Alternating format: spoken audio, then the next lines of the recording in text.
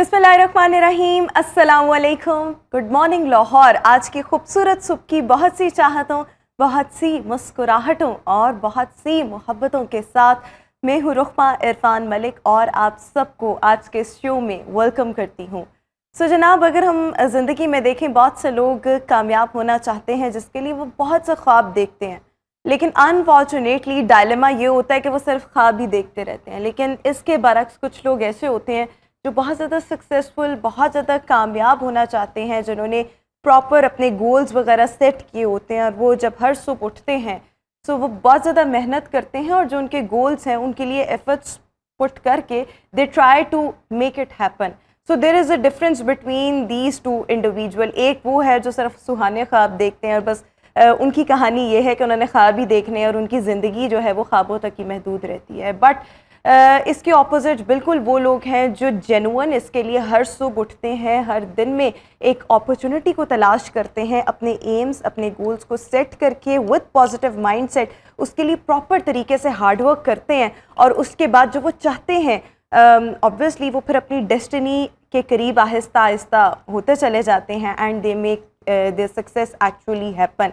सो इसी अंदाज में आप सबकी भी काविशें होनी चाहिए, क्योंकि कामयाब होना इसके लिए सिर्फ सोच रखना ही खाली इम्पॉर्टेंट नहीं है, इसके लिए जो प्रैक्टिकल इनिशिएटिव्स लेना होता है वो भी बहुत ज़्यादा ज़रूरी होता है। सो प्रैक्टिकल इक़दाम जो हैं वो यहाँ पर बहुत ज़्यादा ज़रूरी होते हैं और वो डेफिनेटली लेने चाहिए। ये नहीं कि बस आप बस डे ड्रीमिंग करते रहें। So with this message we have to move ahead. और शहर लाहौर का मौसम कैसा रहेगा इसके लिए शावेज़ हमें मज़ीद बताएंगे। शावेज़, बताइएगा कैसा रहेगा लाहौर का मौसम? हाँ जी बिल्कुल, अगर लाहौर के मौसम की बात करें तो सूरज जो है वो अपनी आबोताब से चमक रहा है, जिसकी वजह से गर्मी की शिद्दत में जो है वो इजाफा हो गया है। गर्मी की शिद्दत की वजह से जो है वो इजाफे में दर्जा हरारत में जो है वो नुमाया कमी वाक़ई हो गई है। महकमा मौसमियात के मुताबिक जो है वो रात के वक्त जो है वो मौसम ठंडा रहेगा, जबकि उनका कहना है कि आइंदा दिनों में बारिशों का कोई इम्कान नहीं है। बारिशों का सिलसिला जो है वो अगले हफ्ते से शहर लाहौर में दाखिल होगा, जो कि गुज़श्ता हफ्ते तक जारी रहेगा। महकमा मौसमियात के मुताबिक आज ज़्यादा से ज़्यादा दर्जा हरारत जो है वो 39 डिग्री सेंटीग्रेड, जबकि कम से कम दर्जा हरारत जो है वो 23 डिग्री सेंटीग्रेड तक रहेगा। जबकि हवा में नमी का तनासब जो है वो 50%, जबकि हवाएं जो है वो 11 किलोमीटर फी घंटा की रफ्तार से शहर लाहौर में। Thank you so much Chavez, हमें मौसम का हवाल बता रहे थे। और इस हफ्ते बारिशों का कोई इम्कान नहीं, बारिश होगी अब अगले हफ्ते महकमा मौसमियात की प्रेडिक्शन के मुताबिक। अब आ जाते हैं मजीद शो में आगे बढ़ते हुए करेंसी रेट्स की तरफ। सो जनाब, यूएस डॉलर आज आपको मिलेगा 292 रुपीज़, यूरो मिलेगा 318, ब्रिटिश पाउंड 366, यूएई दिरहम 80.5, सऊदी रियाल 78.5, कवेती दिनार 952.27।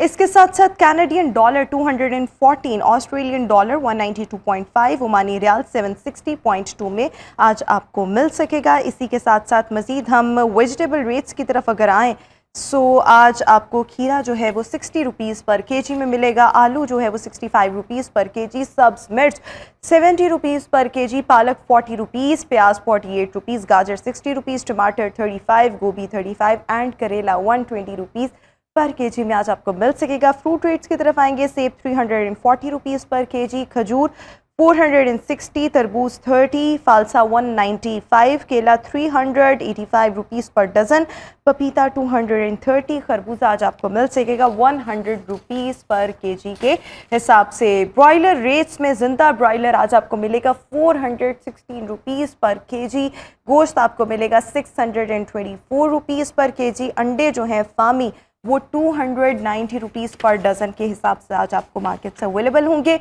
मज़ीद शो में आगे बढ़ेंगे और आज की टॉप स्टोरीज़ की तरफ आएंगे। और टॉप स्टोरीज़ में सबसे पहली हमारे पास स्टोरी ये है कि जो बैरून मुल्क मुलाजमत के ख्वाहिशमंद पाकिस्तानी हैं उनके लिए बरतानिया की जानिब से एक बहुत खुशखबरी है। बरतानिया ने तो खैर ऑल ओवर द वर्ल्ड ये अपनी जो इमिग्रेशन के जो दरवाजे हैं वो खोल दिए हैं और तकरीबन 226 कैटेगरीज़ को वीज़ाज़ में शामिल किया है। सो जितने भी पाकिस्तानी जो बाहर जाकर बरतानिया जाकर अपना मुस्तकबिल संवारना चाहते हैं, सो वो इन कैटेगरीज़ में अगर फॉल करते हैं तो वो डेफिनेटली अप्लाई कर सकते हैं, क्योंकि ये चीज़ जो है वो बहुत आसान बना दी गई है। बरतानिया में हम देख रहे हैं कि मैन पावर जो है वो बहुत ज़्यादा कमी उसमें हो चुकी है और इस चीज़ को ओवरकम करने के लिए जो ब्रिटेन गवर्नमेंट है उसकी जानिब से ये इनिशिएटिव लिया गया है और पहली बार तमाम कैटेगरीज़ की अगर हम बात करें तो उनकी जो मिनिमम सैलरी है उसमें भी इजाफा किया गया है और पुलिस अफसरान, जो जर्नलिस्ट हैं, जो जजेस हैं, खुफिया अफसरान, बैरिस्टर्स, लॉयर्स, फ़्लाइट पायलट्स और दीगर भी इस कैटेगरी में शामिल हैं। सो काफ़ी कैटेगरीज़ जो हैं, जो अब की बार लिस्ट सामने आई है उसमें कुछ नई कैटेगरीज़ भी शामिल की गई हैं। सहाफ़ियों के लिए बहुत अच्छी अपॉर्चुनिटी है और दीगर अफराद के लिए। इसी के साथ साथ मज़ीद शो में आगे बढ़ेंगे। नाइजीरियन शेफ़ ने 100 आवर्स तक नॉन स्टॉप खाना पकाकर वर्ल्ड रिकॉर्ड कायम किया है। इससे पहले ये रिकॉर्ड जो था वो हिंदुस्तानी एक शेफ़ थे जिन्होंने बनाया था बैक इन 2019, लेकिन उन्होंने तकरीबन 87 आवर्स एंड 45 मिनट्स तक मुसलसल कुकिंग की थी, जिसके बाद उन्होंने तब रिकॉर्ड बनाया था। अब जो नाइजीरियन शेफ़ हैं इन्होंने 100 आवर्स तक मुसलसल कुकिंग करके जो हिंदुस्तानी शेफ़ था उनका रिकॉर्ड तोड़ दिया है। मज़ीद शो में आगे बढ़ेंगे और अगली खबर है हमारे पास ब्राज़ील से और 65 इयर्स के यहाँ पर एक मुअम्मर मेयर हैं जिन्होंने अपने से 49 इयर्स छोटी एक लड़की से शादी की है।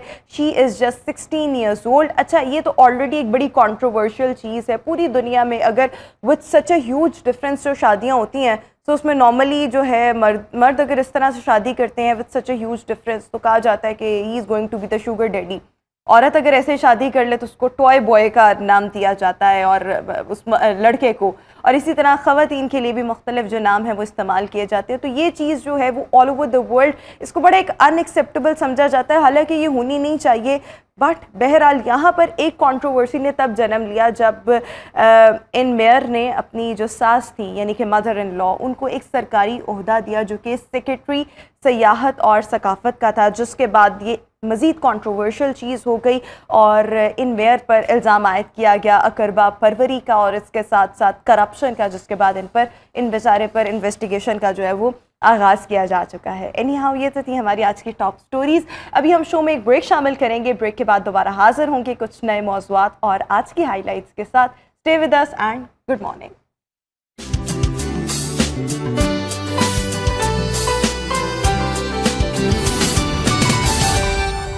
Welcome back after the break. और व्यूअर्स, अभी हम बात करना चाहेंगे जिस तरह से पाकिस्तान तहरीक इंसाफ के चेयरमैन इमरान खान साहब को गिरफ्तार किया गया और उसके बाद जो सिचुएशन ओवरऑल बिल्डअप हुई और फिर 9 मई के अनफॉर्चुनेट वाक़यात के बाद हमने देखा कि पाकिस्तान तहरीक इंसाफ के अपने ही लोगों ने पार्टी को छोड़ना शुरू कर दिया और बहुत से नाम इस वक्त ऐसे हैं जो पाकिस्तान तहरीक इंसाफ को खैराबाद कह चुके हैं और ये भी कहा जा रहा है कि मज़ीद बहुत से लोग आने वाले वक्त में पाकिस्तान तहरीक इंसाफ को छोड़ जाएंगे, जो ऑलरेडी छोड़ चुके हैं। अगर उनमें देखें तो आमिर महमूद कयानी साहब हैं, मलिक अमीन असलम ने कल पाकिस्तान तहरीक इंसाफ को छोड़ा, Mahmood Maulvi, and there are so many names जो अभी तक पाकिस्तान तहरीक इंसाफ को छोड़ चुके हैं। और बेस क्या है कि 9 मई के जो पुरतशद्दुद वाक़यात से उसके बाद एक मतलब देखा कि इस चीज़ को बेस बनाकर पाकिस्तान तहरीक इंसाफ को छोड़ा गया।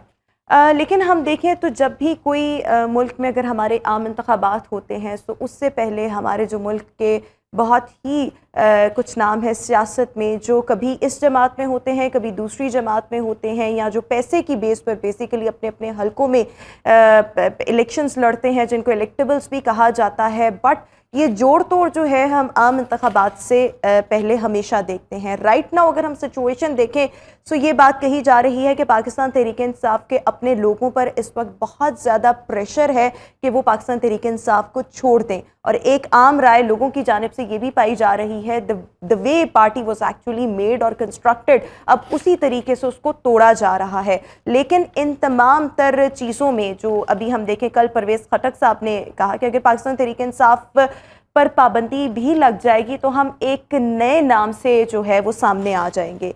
सो ये जो तमाम तर मामलात हैं वो हमारे मुल्क की सियासत को किस तरह से मुतासर करते हैं, पाकिस्तान तहरीक इंसाफ के लिए ये कितना टफ टाइम है, इस पर हम बात करेंगे। हमारे साथ सीनियर तज्ज़ियाकार सज्जाद मीर साहब इस वक्त मौजूद हैं। सज्जाद मीर साहब, thank you so much and a very good morning.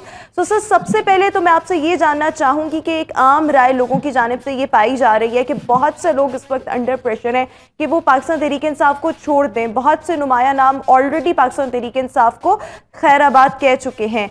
आपको क्या लगता है कि हमारे मुल्क की जो सियासत है उसमें, और जो सियासी बहरान इस वक्त है, पॉलिटिकल इंस्टेबिलिटी है, इस तरह से लोगों का पाकिस्तान तहरीक इंसाफ को छोड़ना या पाकिस्तान तहरीक इंसाफ को तोड़ने की एक कोशिश करना, आपको क्या लगता है ये हमारे मुल्क की सियासत को मजीद स्पॉइल कर सकता है? देखिए, दो बातें हैं। एक तो आप दुरुस्त कह रही हैं कि ये जब ऐसी सूरत पैदा होती है तो एक और किसकी तरफ से पड़ता है, ये अंडरस्टूड कि अदारे या एजेंसियां प्रेशर डालती हैं। उन्होंने लोगों को लाया होता है पार्टी के अंदर, वो कहते हैं कि इसको छोड़ दो। जिस तरह वो आए होते हैं उस तरह चले जाते हैं। लेकिन एक दूसरा सिनेरियो इस वक्त एक बिल्कुल मखसूस सिनेरियो है कि पाकिस्तान की तारीख में कभी नहीं हुआ कि किसी पार्टी ने अपनी क़यादत के उकसाने पर या इश्तियाल दिलाने पर या ये समझ लिया जाए कि पार्टी के लीडर के उकसाने पर उन्होंने किसी मिलिट्री इंस्टॉलेशन पे हमले किए हों या उन चीज़ों पे हमले किए हों, हमारी कौमी निशानियां हैं। ये एक ऐसी चीज़ है जिसका साथ आम वोटर भी नहीं देता और आम जहन भी नहीं देता और आम शख्स भी नहीं देता। खास तौर पर वो लोग जो इस ख्याल से कि पीटीआई के टिकट से वो मुंतखब हो सकते हैं इमरान खान के वोट से, अब वो समझ गए हैं कि शायद इमरान खान को इलेक्शन तक जाने का मौका ही ना मिले और शायद अब अगर पीटीआई का टिकट उन्हें मिले तो वो पॉजिटिव ना हो बल्कि नेगेटिव हो, क्योंकि वो तमाम कुव्वतें जो ये समझती हैं कि सारा इकदाम हुब्बुल वतनी के तकाज़ों के खिलाफ हैं, वो उनको आगे नहीं आने देंगी। इसमें तो कोई शक नहीं है कि जो इकदाम 9 मई को हुआ है उससे मुल्क में कोई सपोर्ट नहीं कर रहा। हत्ता के सदर आरिफ अलवी ने भी उसको कंडेम किया है और कहा है कि इमरान को इसे कंडेम करना चाहिए। इमरान अवॉइड कर रहे हैं। इमरान अपनी हेड टू बिल्कुल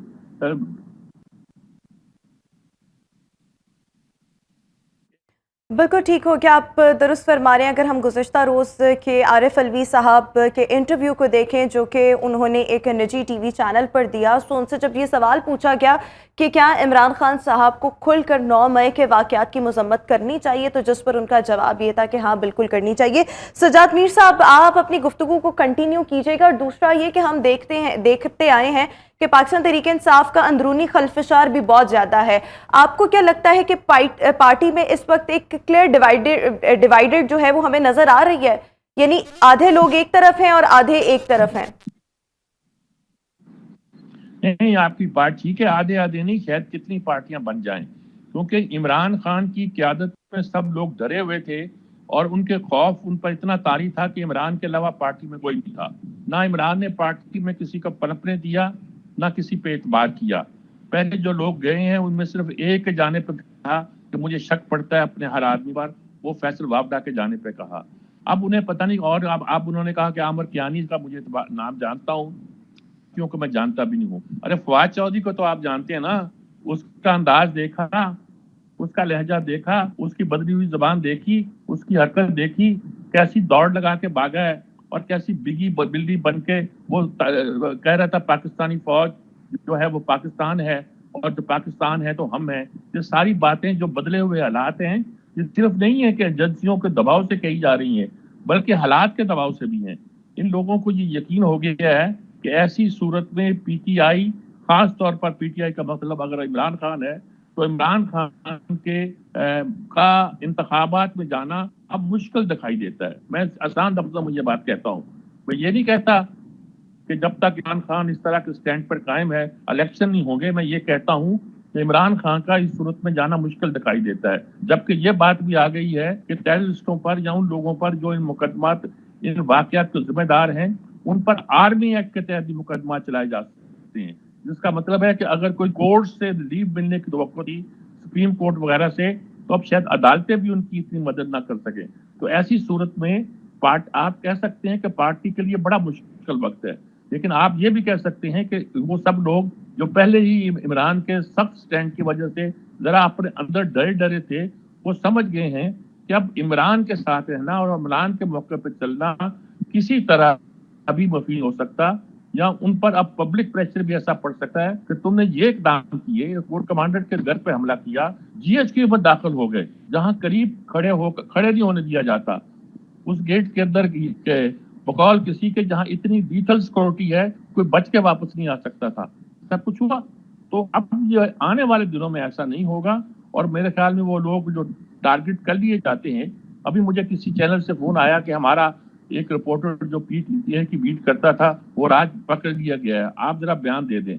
मैंने कहा भाई मैं ना उन रिपोर्टर को जानता हूं, ना मुझे ये पता है वो क्यों पकड़े गए हैं। हमारी सफों में भी ऐसे लोग हैं जो एजेंट प्रोवोकेयर का काम करते हैं, जो पता नहीं किसी पार्टी के होते हैं कि नहीं होते हैं, लेकिन उनका बिहेवियर एक जर्नलिस्ट का नहीं होता है। मैं तो कराची के उस एंकर की बात सुन के हैरान हो गया कि जब मर्डर हुआ तो मालूम हुआ कि वो तो बहुत बड़ा एक फाइनेंशियल स्कैंडल में मुलव्वस था, करोड़ों रुपए के लेकर पता नहीं क्या क्या कारोबार चलता था। क्योंकि हम किसी की कोई भी जो इन वाकयात में मुलव्वस हो, जो टेररिज्म के वाकये गिने जाते हैं, उसमें कोई किसी को सपोर्ट नहीं कर सका।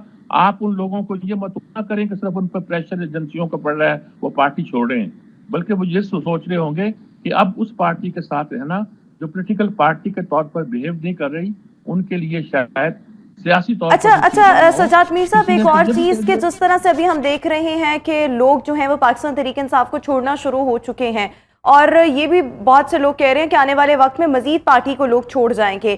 क्या पाकिस्तान तहरीक इंसाफ को तोड़ने की कोशिश की जा रही है, या अगर तोड़ना मकसद नहीं तो कमजोर करना मकसद है? और इसी के साथ साथ एक और सवाल कि जिस तरह से परवेज खटक साहब का कल अगर आप बयान देख लें, डेफिनेटली आपने भी सुना होगा कि उनका ये कहना था कि अगर पाकिस्तान तहरीक इंसाफ पर पाबंदी लगाई गई तो हम एक नए नाम से जो है वो मैदान में आएंगे। तो इस पर आप क्या कहेंगे सर?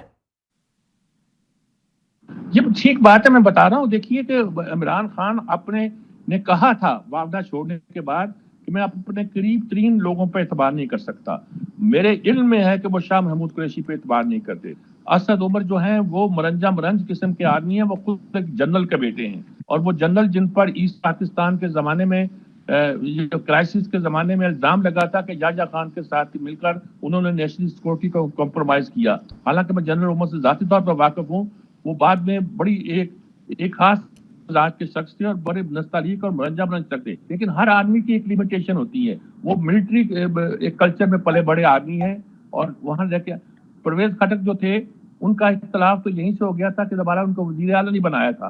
तो सारे लोग हैं जिन पर इमरान इतबार नहीं करता, और वो शायद अब इमरान के साथ डूबने के लिए तैयार नहीं है। चलो कश्ती चल रही थी, उसके सवार थे, अच्छी बात थी, लेकिन अब ये हो जाए कि उसके साथ डूब भी मारा जाए तो ये कुर्बानी देने को वो तैयार नहीं। सर एक और मैं आपसे चीज जानना ये चाहूंगी कि फवाद चौधरी, शाह महमूद कुरैशी, असद उमर, ये बहुत नुमाया नाम है और इमरान खान साहब के बड़े करीब समझे जाते थे। गो के भी आप कह रहे हैं कि वो उनको उस तरह से ट्रस्ट अब नहीं करते, लेकिन आपको क्या लगता है आने वाले वक्त में ये जो बड़े नाम है ये भी पार्टी छोड़ सकते हैं? इनकी भी वफादारियां तब्दील हो सकती हैं? छोड़ सकते हैं, ना सिर्फ पार्टी छोड़ सकते हैं बल्कि ये तो मुतबादल लीडरशिप के उम्मीदवार है। इमरान के यहाँ तो कोई मरूसी मसला नहीं है कि उसके बेटों ने आके पावर संभालनी हो। ये कहा जा रहा है कि शायद वो ऐलान कर दे कि उनकी बीवी जो है बुशरा बीबी, जो कि बकौल उनके घरेलू खातून है या रूहानी एक खातून है, वो उसके बाद पार्टी को की क़यादत करेगी। लेकिन अब उनके गिर्द भी घेरा तंग किया जा रहा है। तो ऐसी सूरत में हर शख्स सोचता है कि इमरान के बाद वही है और वही पार्टी को लीड कर सकता है। शाह महमूद कुरैशी यकीनन तौर पर सोचते हैं, परवेज खटक अपने आप को अहम समझते होंगे, असद कैसर जो थे वो बड़ी खुलूस के साथ रहे हैं, वो अहमियत को जानते होंगे। और असद उमर के बारे में तो मैं बता ही चुका हूँ, अर्ज कर चुका हूँ। फवाद चौधरी तो दौड़ लगाते देख लिया आपने उसको, और मिसी रूहानी शक्ल बना के उसको बयान कर देते हुए देख लिया, किस तरह बीवी के पीछे छुपा हुआ देख रहा था। उनकी बेगम कह रही है कि हम फवाद चौधरी साहब पार्टी तब्दील नहीं करेंगे। ये 2 रोज पहले उनका ट्वीट था। सो लेट्स सी, ये आने वाला वक्त ही बताएगा। लेकिन सर एक और चीज, जिस तरह से ये लोग जाते जा रहे हैं और एक ये भी आम राय लोगों की ये पाई जा रही है, बहुत से तज्जियाकार ये भी बात कह रहे हैं कि पाकिस्तान तहरीक इंसाफ पर पाबंदी लगाई जा सकती है। पाकिस्तान तहरीक इंसाफ पर क्या पाबंदी लग सकती है, और अगर पाबंदी ना लगे तो माइनस इमरान खान फॉर्मूला जो है उस पर गौर किया जा सकता है कि पार्टी चलती रहे लेकिन इमरान खान साहब को इतना खामोश करवा दिया जाए या उनको एग्जाइल में भेज दिया जाए कि वो पार्टी चलती रहे लेकिन माइनस इमरान खान हो जाए। ये सारी बातें तो हैं कि नहीं, माइनस इमरान खान का तो ऐसे फार्मूला जैसे माइनस अल्ताफ हुसैन, लेकिन अल्ताफ हुसैन माइनस भी उसी वक्त हुआ था जब उसने कोई गैर मामूली बात की थी, पाकिस्तान के खिलाफ नारे लगवाए थे। इमरान का ये अमल वैसे ही गिना जा रहा है जैसा एमकेएम के कायद का अमल गिना गया था। तो माइनस इमरान खान पार्टी को चलाने की कोशिश तो की जाएगी, मगर वो ऐसी होगी जैसी एमकेएम इस वक्त कराची में है। तो ऐसी पीटीआई जो है उसके साथ कौन जाना चाहेगा? पीटीआई तो है ही इमरान खान का नाम, बाकी कुछ है ही नहीं। और यही उसकी ताकत है और यही उसकी खराबी है। खराबी भी यही है कि इमरान खान के बगैर पीटीआई कुछ नहीं है। और इस खराबी का अगला अंसर ये है कि इमरान खान बहुत जिद्दी हैं। इमरान खान डटे हुए हैं, अड़े हुए हैं कि वो जरूर अपनी लड़ाई जो है वो एस्टेब्लिशमेंट के खिलाफ जारी रखेंगे और ये कि वही करेंगे जो वो करना चाहते हैं। सर, अगर हम इमरान खान साहब का एक रवैया देखें, कता कलामी की माजरत सर चाहूंगी, एक आखिरी कमेंट आपसे लेना चाहूंगी, फिर मुझे ब्रेक शामिल करनी है। सर, जिस तरह से हम अगर इमरान खान साहब के पहले के बयानात देखें और अब के देखें, there is a huge difference. पहले उनका अंदाज बहुत स्ट्रिक्ट होता था, बड़ा दबंग किस्म का होता था। अगर हम पिछले कुछ दिनों में देखें तो वो ऐसे लग रहा है कि उनकी जुबान में थोड़ा सा सॉफ्ट टच बहरहाल आया है जब से गिरफ्तारी हुई है और जो मामलात और फिर आर्मी एक्ट के तहत जब कार्रवाई का ऐलान वगैरह हुआ है। सो एक और चीज के इस सॉफ्ट मतलब अब जिस तरह से वो बड़ा सॉफ्टली बोल रहे हैं, लेकिन सर बाहर जाने की अब इमरान खान साहब की कोई डील हो सकती है? क्योंकि कल से ऐसी खबरें भी गर्दिश कर रही हैं। देखिए इमरान पर आप कोई इतबार करने को तैयार नहीं। मुज़ाकरात तो एक तरफ उनसे इतबार करने को तैयार नहीं, ना कोई सियासी जमात ना एस्टेब्लिशमेंट में उनके सारे रंग ढंग देख लिए हैं। और जिस तरह प्रेसिडेंट आर्मी चीफ से उनका एक झगड़ा एक शुरू हुआ था कि जब उन्होंने आईएसआई के चीफ के तौर पर उन्हें वजीर आजम के तौर से ये रिपोर्ट पेश की थी कि करप्शन के तमाम रस्ते जो हैं बनी गाला में पहुंचते हैं, तो उन्होंने उनको चेंज कर दिया था। और फिर उनका इसरार था कि उनके अलावा जिसको चाहो चीफ बना दो। अब जब वो बन गए हैं तो पहले तो वो कहते रहे कि वो किसी के खिलाफ नहीं है, अब उन्होंने खुला कहना शुरू कर दिया है कि आर्मी में एक ही शख्स फैसले करता है। और गोया उन्होंने जाहिर किया कि मेरी लड़ाई जो है आर्मी चीफ के साथ है। जब आप खुलकर ये कह रहे हो तो कौन आप पे एतबार करेगा? और ये वो सूरत हाल है जो पाकिस्तान में पहले कभी पैदा नहीं हुई है। और मेरे ख्याल में इस सूरत हाल में हमारे यहाँ कोई भी ऐसा सियासतदान नहीं है जो उनका इस मरहले पर साथ देने को तैयार हो। बिल्कुल ठीक। और सर, कोई नई पार्टी तश्कील दी जा सकती है, उसके लिए तैयारी की जा सकती है आने वाले वक्त में? जिस तरह से मिफ्ता इस्माइल साहब और शाहिद खान अब्बासी साहब बड़े सेमिनार्स वगैरह कर रहे हैं री इमेजिनिंग पाकिस्तान के नाम से। सो अभी जिस तरह से यहाँ से भी बंदों को तोड़ा जा रहा है, कोई नई पार्टी आ सकती है मैदान में आम इंतखाबात में? अगर इस साल इंतखाबात नहीं होते तो वक्त मिल जाता। असल में पार्टी बनाना आसान नहीं होता जी।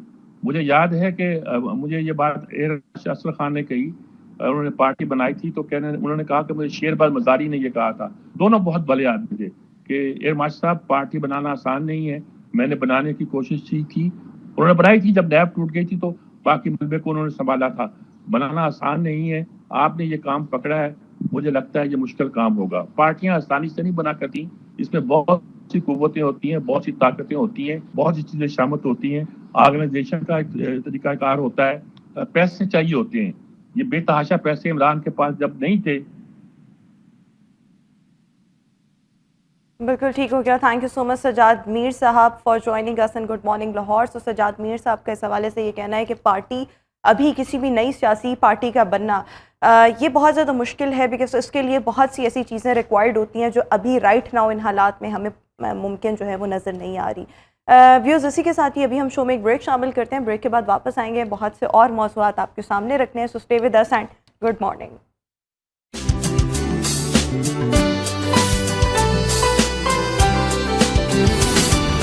हेल्थ एंड फिटनेस सेगमेंट है ये हमारा, जिसमें आज हमने बात करनी है वर्ल्ड हेपेटाइटिस टेस्टिंग डे आज मनाया जा रहा है। जब हम हेपेटाइटिस की बात करते हैं so basically it's the inflammation of liver. और होता क्या है कि जब लिवर में इन्फ्लेमेशन यानी कि सोजिश हो जाती है तो जो हमारी खुराक के इम्पॉर्टेंट न्यूट्रिएंट्स हैं वो प्रोसेस नहीं होते, हमारा ब्लड जो है वो सही तरीके से फिल्टर नहीं होता, और सबसे बढ़कर हमारी इम्यूनिटी बहुत ज़्यादा हिंडर होती है। हेपेटाइटिस की अगर हम बात करें तो there are 4 types of hepatitis, A, B, C and D। जब हम बात करते हैं कि डेंजरस हेपेटाइटिस कौन सा है जो कि लिवर को डैमेज कर सकता है, लिवर कैंसर का बाइस बन सकता है, या इन एनी वे बहुत ज़्यादा आपके लिवर की एक्टिविटीज़ को मुतासर कर सकता है, so that is hepatitis B and C. B में अगर हम देखें तो ये नॉर्मली ब्लड ट्रांसफ्यूजन की वजह से होता है या सेक्सुअल कांटेक्ट की वजह से होता है। सी के भी कुछ ऐसे मामलात हैं, बट बेसिकली सी जो है उसका इस्तेमाल जो है अगर इन्फेक्टेड, अगर आपने नीडल्स वगैरह इस्तेमाल की हैं और ब्लड ट्रांसफ्यूजन, सो बेसिकली ये एक ऐसा वायरस है सी की जब हम बात करते हैं जो ब्लड के ज़रिए दूसरे किसी भी इंडिविजुअल में मुंतकिल होता है। But yes, how we can prevent it, vaccination कितनी मौसर है जो लोग अब करवा रहे हैं, क्योंकि पूरी दुनिया में with the advancement in the technology या मेडिकल एडवांसमेंट के साथ साथ जो अमराज हैं मुख्तलिफ, उनमें भी बहुत ज़्यादा अनफॉर्चुनेटली एडवांसमेंट देख रहे हैं और हेपेटाइटिस बहुत ज़्यादा प्रेवलेंट है, not in Pakistan but all over the world. So इस पर आज हमने बात करनी है। हमारे साथ associate professor of gastroenterology doctor Awais Abid sahab इस वक्त शो का हिस्सा हैं। Doctor sahab, thank you so much. Doctor sahab, सबसे पहले तो ये बताइएगा कि हेपेटाइटिस की जो इकसाम और इकसाम के साथ साथ सबसे ज़्यादा जो ख़तरनाक है वो बी और सी है, तो हम उनको किस तरह से अवॉइड कर सकते हैं? जी थैंक यू। बिस्मिल्लाहिर्रहमानिर्रहीम। मैं आपका वो इंट्रोडक्शन सुन रहा था and it was very nice था, मतलब it was very well written and काफ़ी इंफॉर्मेटिव था वो। बस मैं उसमें थोड़ा सा ऐड करना चाहता हूँ कि हेपेटाइटिस को जब भी हम क्लासिफाई करते हैं तो ये दो टाइप्स में क्लासिफाई करते हैं। एक्यूट हेपेटाइटिस जो कि एक्यूट इन्फ्लेमेशन है, जो कि थोड़े अरसे में इन्फ्लेमेशन लिवर की आती है, और क्रॉनिक हेपेटाइटिस जो कि हेपेटाइटिस बी और सी, जिसको आम जुबान में काला यरकान भी कहा जाता है। एक्यूट हेपेटाइटिस वो है जो कि गंदा पानी पीने से, गंदा खाना खाने की वजह से, फीकल ओरल इसकी ट्रांसमिशन है, उसकी वजह से हम इन्फेक्ट होते हैं। और क्रॉनिक हेपेटाइटिस वो है जो कि गंदी नीडल के यूज से या कोई डेंटल प्रोसीजर हम कभी करवाएं किसी ऐसी जगह से जो कि स्टेरिलाइज्ड इंस्ट्रूमेंट्स यूज ना किए जाएं, या फिर ब्लड ट्रांसफ्यूजन हुई हो किसी ऐसे सेटअप में जहां पे जो डोनर है उसके ब्लड को प्रॉपरली स्क्रीन ना किया जाए, like it used to happen before the 80s जहां पे स्क्रीन नहीं किया जाता था, या फिर सर्जरी किसी ऐसी जगह पे कराई जाए जहां पे हम इंस्ट्रूमेंट्स के बारे में थोड़ा सा डाउटफुल हो कि ये इंस्ट्रूमेंट स्टेरिलाइज थे कि नहीं थे। तो एक्यूट हेपेटाइटिस जो कि पाकिस्तान में और all over the world it's hepatitis A and E most probably. पीला यरकान, आंखों का पीला हो जाना, अचानक से भूख का खत्म हो जाना, पेट में दर्द, बुखार, नजला, जुकाम, सब कुछ ये इस तरह के अलामात। और काला यरकान जो कि बड़ा साइलेंटली आता है, जो कि ओनली टेस्टिंग के साथ पॉसिबल है कि you could identify whether you have contracted this virus और नॉट। हेपेटाइटिस बी और सी वो जो कि मैंने आपको जिस तरह बताया उसके वेरियस मोड्स ऑफ ट्रांसमिशन। तो एक्यूट और क्रॉनिक हेपेटाइटिस को हमें थोड़ा सा डिफरेंशिएट करना पड़ेगा। और एक्यूट हेपेटाइटिस जो है it's not long lasting, it could last for a couple of weeks, may be sometimes 3 weeks. 2 से 3 हफ्ते के अंदर अंदर वो खुद ब खुद रिजॉल्व कर जाता है। Whereas if we speak about chronic hepatitis, खास तौर पे हेपेटाइटिस सी, तो वहां पे हमें एक कोर्स करना पड़ता है। ये कोर्स पुराने जमानों में इंजेक्शंस वाला कोर्स होता था, इंटरफेरॉन इंजेक्शन, स्पेगुलेटेड और कन्वेंशनल इंटरफेरॉन्स थे, और आजकल के जमाने में ये दवाइयों से ट्रीट होता है। It's a course of treatment. Hepatitis C में कभी कभी 3 माह, कभी कभी 6 माह, और हेपेटाइटिस बी में जो है ये ट्रीटमेंट जो है कभी कभी लाइफ लॉन्ग भी होता है। अच्छा तो डॉक्टर साहब, एक और चीज़ better- मैं ये जानना चाहूँगी, जिस तरह से हेपेटाइटिस बी के बारे में ये कहा जाता है कि ये या तो बॉडी फ्लूइड से ट्रांसफ़र होता है या इसके साथ साथ ब्लड से ट्रांसफ़र होता है। सी जो है वो नॉर्मली ब्लड से ही ट्रांसफ़र होता है। लेकिन जो अभी आपने बात की है काला यरकान और पीला यरकान, सो नॉर्मली जो पीला यरकान है वो तो 40 डेज़ बाद खुद ही रिवर्स होना शुरू हो जाता है। ये काला यरकान जब इसमें आता है तो वो कितना डेंजरस हो सकता है, उसके साइंस एंड सिम्टम्स क्या हैं, और जब काला यरकान डिटेक्ट हो जाए तो क्या ये फॉर श्योर है कि आपको हेपेटाइटिस है ही है, या ये वैसे भी हो जाता है और फिर रिवर्स हो जाएगा, ठीक हो जाएगा? अच्छा, मैं आपके इस क्वेश्चन को ना 2 पार्ट्स में आंसर करूंगा। सबसे जी पहले जी। तो ये कि अलामात क्या हैं काले यरकान की। बॉडी फ्लूइड्स, यस, ये बॉडी फ्लूइड से ट्रांसफर होते हैं। एक टर्म हम यूज करते हैं, डॉक्टर्स एक टर्म यूज करते हैं, vertical transmission from the mother to the baby. तो ठीक वर्टिकल है। Transmission in the case of active hepatitis B, कि अगर मदर में एक्टिव हेपेटाइटिस बी है, it would sometimes be as high as 70 to 80%। ये 70% मदर्स जो हैं वो बेबी में हेपेटाइटिस बी को ट्रांसमिट कर देती हैं। एंड यस, बॉडी फ्लूइड्स की हम बात कर रहे हैं, ये जो हम नॉन स्टेरिलाइज्ड इंस्ट्रूमेंट्स की बात कर रहे हैं, ये बॉडी फ्लूइड्स ही हैं कि ब्लड ट्रांसफ्यूजन से या बॉडी फ्लूइड से जो है वो ट्रांसफर होता है। अलामात इसकी जो क्रॉनिक हेपेटाइटिस है, जिसको हम काला यर कान कहते हैं, हमने अक्सर देखा है लोग आके बताते हैं कि एकदम से पेट फूलना शुरू हो गया है। पेट फूलने का मतलब इन लोगों में पेट में पानी पड़ जाना होता है। हम वी कम अक्रॉस पीपल जो आके कहते हैं कि हमारा जिगर सुखड़ गया है, तिल्ली बढ़ गई है, खून की उल्टी आ गई है, काले पखाने आना शुरू हो गए हैं या बेहोशी की हालत हो गई है। ये सारे साइंस एंड सिम्टम्स हैं ऑफ क्रॉनिक वायरल हेपेटाइटिस, जिसको हम काला यर कान कहेंगे। तो काले यर कान का प्रॉब्लम ये है कि जब silently over the period of years, I don't, it doesn't happen in weeks ना, इट हैपेंस इन इयर्स, कि अगर आपको पता नहीं लगा और आपने कंट्रैक्ट किया है virus from either of the modes of transmission जो हमने पहले बात की है, तो फिर उसके अंदर जो है कुछ टाइम के बाद ये इरिवर्सिबिलिटी की तरफ चला जाता है, यानी अनट्रीटेबल होता चला जाता है। There are treatments, there are treatment options for them, लेकिन अगर आप वक्त पे इसकी तशखीस कर ले, अगर सिरोसिस से पहले, सिरोसिस का मतलब है जिगर का सिकुड़ जाना या तिल्ली का बढ़ जाना या पेट में पानी पड़ जाना, ये साइंस ऑफ डीकॉम्पेंसेशन है। अगर डीकॉम्पेंसेट होने से पहले इसका इलाज कर लिया जाए तो इट्स वेरी मच ट्रीटेबल। अगर एक दफा डीकॉम्पेंसेशन हो जाए फिर भी इलाज है, लेकिन ये इलाज ज्यादातर पेलिएटिव है, ये इलाज एक्यूटली उसको क्योर करने के लिए नहीं होता। अच्छा डॉक्टर साहब, एक और चीज़ यहाँ पर थोड़ी सी मेंशन कर दीजिएगा, क्योंकि हेपेटाइटिस बी और सी जब हम इनकी बात करते हैं तो इन्हीं को ज़्यादा डेंजरस समझा जाता है। So what can be the early signs and symptoms for hepatitis B and C? क्या एक जैसे ही होते हैं या थोड़े से फ़र्क के साथ आते हैं? और एक और चीज़ यहाँ पर मैं आपसे इसी सवाल के साथ पूछना चाहूँगी कि बहुत से लोग ऐसे होते हैं जो पूरी पूरी ज़िंदगी गुजार देते हैं या कई कई साल गुजार देते हैं और उनको मालूम ही नहीं होता कि उनको हेपेटाइटिस है। तो ये इस मतलब हर इंसान को क्या चाहिए, मतलब अगर हेपेटाइटिस नहीं है तो किस फ्रीक्वेंसी के साथ इसकी टेस्टिंग करवाते रहना चाहिए? Very important this, and I was also listening to your introduction. तो बात भी टेस्टिंग की हो रही थी। अच्छा, टेस्टिंग में ना मैं आपकी तवज्जुह से ऑडियंस को थोड़ा सा बताना चाहूंगा कि देखिए, टेस्टिंग यहाँ पे हमारे मुल्क में जो है, जहाँ मतलब रिलायबिलिटी ऑफ लैब्स जो है वो there is a big question mark ना, तो यहाँ पे सिर्फ स्क्रीनिंग पे इक्तफा नहीं करना चाहिए। एक टेस्ट होता है हेपेटाइटिस बी और सी का, जहाँ पे सिर्फ स्क्रीन करके आपको बता दिया जाता है कि हेपेटाइटिस बी या सी है कि नहीं है। तो it's an ELISA test. ELISA technique के थ्रू एक टेस्ट किया जाता है, HBsAg एंड NTHCV, जो कि हेपेटाइटिस बी और सी के लिए किया जाता है। वहां पे उस टेस्ट की रिलायबिलिटी ज्यादा है। उस टेस्ट के थ्रू हमें जो फॉल्स पॉजिटिव हैं और ट्रू पॉजिटिव हैं, उनमें जो डिफरेंशिएट करने में हमें ज्यादा हेल्प मिलती है।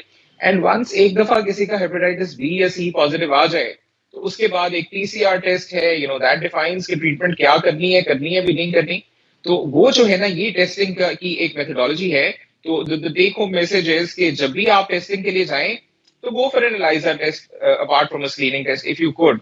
टेस्टिंग की फ्रीक्वेंसी क्या होनी चाहिए? जिन लोगों ने भी कोई प्रोसीजर करवाया है, जिस तरह कोई डेंटल प्रोसीजर करवाया है, या आजकल लोग हेयर ट्रांसप्लांट की तरफ काफी जा रहे हैं, कुछ कॉस्मेटिक प्रोसीजर ऐसे हैं वो करते हैं, या कोई सर्जरी कराई है, उन लोगों को चाहिए सर्जरी के फौरन बाद या बेबी की डिलीवरी के फौरन बाद आप अपना हेपेटाइटिस बी और सी जरूर टेस्ट करा लें। अच्छा, जिन लोगों ने अपना कोई प्रोसीजर नहीं करवाया, उनके लिए भी आई रेकमेंड कि 2 साल में कम से कम एक दफा आपको जरूर कराना चाहिए, क्योंकि इसके एक्यूटली बहुत रेयरली कुछ साइंस एंड सिम्टम्स आएंगे, और बहुत सारे लोगों में तो बात उस वक्त पता लगेगी जब बात हद से बढ़ गई होगी। लाइक लेमन पीपल हमारे पास कई दफा आते हैं और वो कहते हैं जी हमें पता ही नहीं लगा, या वो कहते हैं हमें किसी ने बताया था कि जिगर का कुछ मसला है, जो कि LFT करवा लेते हैं और उसके बाद पता लगता है। Another very simple screening test is an ultrasound ना।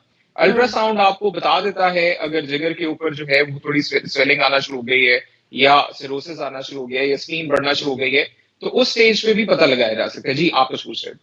जी, एक और यहाँ पर थोड़ी सी चीज़ बता दो, जिस तरह से आपने कहा कि किस फ्रीक्वेंसी के साथ टेस्टिंग करवानी है, कौन कौन से टेस्ट हैं जो इस वक्त आप हमारे देखने वालों को रिकमेंड करेंगे? अगर स्क्रीनिंग है विदाउट सिम्टम्स, तो आपको हेपेटाइटिस बी और सी का एलाइजा टेस्ट कराना है। ELISA टेस्ट जो है HBsAg का और NTHCV का, and that is I think mandatory. हम सब लोगों को जो करवा सकते हैं उनको जरूर 2 साल में कम से कम एक दफा ही टेस्ट कराना चाहिए। अगर किसी का हेपेटाइटिस सी पॉजिटिव आ गया या बी पॉजिटिव आ गया, तो the next test is an ultrasound and a PCR test. फिर वो लोग जिन्होंने हेपेटाइटिस को ट्रीट करवाया हुआ है, उनको भी चाहिए कि during the course of life अपना पीसीआर जो है वो रिपीट करा के देखते रहे। एक very common problem that we come across is कि अगर किसी का हेपेटाइटिस सी का टेस्ट एक दफा पॉजिटिव आ गया है तो फिर उसका ये वाला टेस्ट पूरी जिंदगी पॉजिटिव रहेगा। ये मैं एलाइजा टेस्ट की बात कर रहा हूँ। ठीक जब है, हम उसको ठीक है। ट्रीट कर भी देते हैं तो ट्रीट करने के बाद सिर्फ उनका पीसीआर नेगेटिव होता है, एलाइजा टेस्ट पॉजिटिव होगा। कई दफा वी कम अक्रॉस पीपल जो बड़ा परेशान हो जाते हैं कि हमें हेपेटाइटिस दोबारा हो गया है और उनके पास वो हेपेटाइटिस सी का एलाइजा टेस्ट ही होता है। तो उनके लिए हम ये बताते हैं कि देखिए ये एक टेस्ट है जो आपको बताता है कि जिंदगी में एक दफा आपको काला गिरकान हुआ था, इसको बार बार कराने की जरूरत नहीं है। अगर आपने ये देखना है कि आपका अब ट्रीट हो चुका है कि नहीं हो चुका, तो उसके लिए आपके पास एक पीसीआर टेस्ट है जो कि करवा के आप उसकी वो देख सकते हैं। लेकिन आपके कहने And का also मकसद about- ये है कि मतलब अगर आपका जो हेपेटाइटिस है वो ट्रीट हो गया, बिल्कुल ठीक भी हो गया, तब भी आपका ये जो टेस्ट है ये वैसे ही पॉजिटिव आएगा। लेकिन इसका मतलब ये नहीं कि हेपेटाइटिस आपको अभी है, वो ठीक हो गया है, but through out the life आपका ये टेस्ट इस अंदाज में ही आएगा, रिजल्ट इस तरह से शो करेगा। और वो जांचने का तरीका पीसीआर है कि क्या इस वक्त आपको ट्रीटमेंट की कोई जरूरत तो नहीं है। तो पीसीआर टेस्ट है जो कि आपका नेगेटिव आ जाता है वंस यू आर ट्रीटेड और वो दोबारा पॉजिटिव नहीं होता। और ये इसलिए भी था कि आज से कोई 10-12 साल पहले जब लोग इंटरफेरॉन इंजेक्शन लगवा रहे थे तो there is a term that we use SVR, sustained virological response. तो ठीक है। उसके साथ में रेजिस्टेंस आना शुरू हो गई थी काफी ज्यादा। उसके फैक्टर्स बहुत सारे थे, कुछ क्वैक्स उसको यूज करना शुरू हो गए और फिर बाद में उसका जो भी था और नॉन कंप्लायंस बहुत ज्यादा उसमें थी। तो वो जो है उसके बाद बहुत सारे लोगों का जो हेपेटाइटिस सी है वो दोबारा से रिलैप्स हुआ, वो रिलैप्सर्स बन गए। तो उन लोगों में फिर हम पीसीआर करा के देखते थे कि इनका हेपेटाइटिस सी दोबारा तो नहीं हो गया और फिर वी सही। Needed to treat them with the direct antiviral drugs. Okay doctor साहब, ये शॉर्ट ऑफ टाइम मैं आपसे 2-3 क्वेश्चंस मजीद पूछना चाहूंगी, but I want a very quick answer. सबसे पहले तो ये बताएं कि क्या कोई ऐसे सिनेरियोज होते हैं जिसमें जिस तरह से आपने कहा कि ए और ई डेंजरस नहीं है, and we all know, mostly लोगों को पता ही होता है, बट अगर इनका भी ट्रीटमेंट प्रॉपर अंदाज में ना किया जाए, निगलेक्टेड छोड़ा जाए, तो क्या कोई सिचुएशन कभी ऐसे आ सकती है कि ए और ई बी और सी में कन्वर्ट हो जाए, या ये खुद ही ट्रीट हो जाते हैं? अगेन दो सवाल हैं, बड़ा वन लाइन आंसर्स हैं। ए और ई में मैं थोड़ा सा ऐड करना चाह रहा हूँ। When they develop fulminant hepatic failures होता है वो हेपेटाइटिस ए और ई में ही होता है। एंड बहुत थोड़े केसेस ऐसे होते हैं जिसमें लिवर ट्रांसप्लांट की जरूरत भी पड़ती है। और वेस्ट में इनफैक्ट जो सबसे ज्यादा रेशियो है लिवर ट्रांसप्लांट की वो ऐसे ही लोगों में है जो यंग पेशेंट्स हैं और जिनमें हेपेटाइटिस ए और ई हुआ और प्रॉपर ट्रीट ना हुआ या वक्त पे ट्रीट ना हुआ या पता नहीं जो भी था और अल्टीमेटली उनको लिवर ट्रांसप्लांट की जरूरत पड़ी और वहां लिवर ट्रांसप्लांट हो भी गया। हमारे यहाँ पे चूंकि लिवर ट्रांसप्लांट की फैसिलिटी उस तरह से नहीं है तो यहाँ पे we need an early action और अर्ली ट्रीटमेंट और ऐसे सारे पेशेंट्स को आईसीयू में जाना पड़ता है। तो आपका दूसरा सवाल था hepatitis A and C A and E will remain A and E, ये बी और सी में तो कन्वर्ट नहीं होंगे। लेकिन देयर इज अनदर सिनेरियो जहां पे acute on chronic viral hepatitis हो जाता है, यानी एक्यूट ऑन क्रॉनिक, ये डी ऑन डी हो सकता है। यानी डी का हेपेटाइटिस जो है, डी वायरस जो है वो अक्सर हेपेटाइटिस बी वाले लोगों में होता है। तो यहाँ पे वो सारी अलामात जो कि एक्यूट हेपेटाइटिस की वो आएंगी और एक ऐसा मरीज होगा जिसको पहले से काला गिरकान भी चल रहा हो। ओके और डॉक्टर साहब, एक इसकी वैक्सीन के हवाले से बताते हैं और वो कितनी मौसर है, और इसके साथ साथ प्रिवेंटिव मेजर्स, और जो ऑलरेडी लोग सफ़र कर रहे हैं उन्होंने किस किस्म की खुराक लेनी है। एक्चुअली फिर आप कहेंगे 3 सवाल हैं, बट अभी इसके बाद मैंने ब्रेक पर जाना है, so quick answer from your side, इसको रैप अप करते हैं, सम अप करते हैं। I'll answer all three. सबसे पहले तो काले गिरकान की जो वैक्सीनेशन है हेपेटाइटिस बी, मेरा ख्याल है पाकिस्तान में इसको मैंडेटरी कर देना चाहिए। देखिए hepatitis B is very difficult to treat. Hepatitis C की जब हम बात करते हैं ना तो कोर्स 3 माह का है। हेपेटाइटिस बी में कभी कभी लाइफ लॉन्ग ट्रीटमेंट भी करनी पड़ती है। हेपेटाइटिस सी की कोई वैक्सीनेशन अभी तक मौजूद नहीं है, हेपेटाइटिस बी की वैक्सीनेशन मौजूद है। तो if we can prevent this disease from happening तो इट इज वेरी गुड, क्योंकि हेपेटाइटिस बी में मेलिग्नेंसी यानी जिगर के कैंसर के चांसेस काफी ज्यादा हैं as compare to all other hepatitis. जब जहां ए और ई की बात है वहां पे भी आजकल वैक्सीनेशन मौजूद है, इट्स वेरी इफेक्टिव। लेकिन प्रिवेंशन के तौर पे आपको साफ खाना खाना चाहिए, पानी का खास ख्याल रखें। It should either be boiled water या मिनरल वाटर। ये जो फिल्टर वाले पानी है ये हमें कभी कभी तंग कर रहे हैं आजकल। बाहर का खाना, बाहर का पानी, आपने अगर कोई सर्जरी करानी है तो प्लीज मेक श्योर कर लें कि इंस्ट्रूमेंट स्टेरिलाइज्ड हैं। आपने अगर डेंटिस्ट से काम कराना है, ब्लड ट्रांसफ्यूजन करानी है प्लीज दोबारा रीचेक करें अगर आपकी So एक्सेस all में of कोई these डॉक्टर साहब हैं are तो उनसे बात preventive करें। measures जो हर इंडिविजुअल को चाहिए कि वो लाजमी तौर पर ले, जिस तरह से डॉक्टर अवैस भी अपनी गुफ्तगू के दौरान मेंशन कर रहे थे। Thank you so much doctor Awais for joining us in good morning Lahore. So viewers, अभी हम शो में एक ब्रेक शामिल करेंगे, ब्रेक के बाद वापस आएंगे।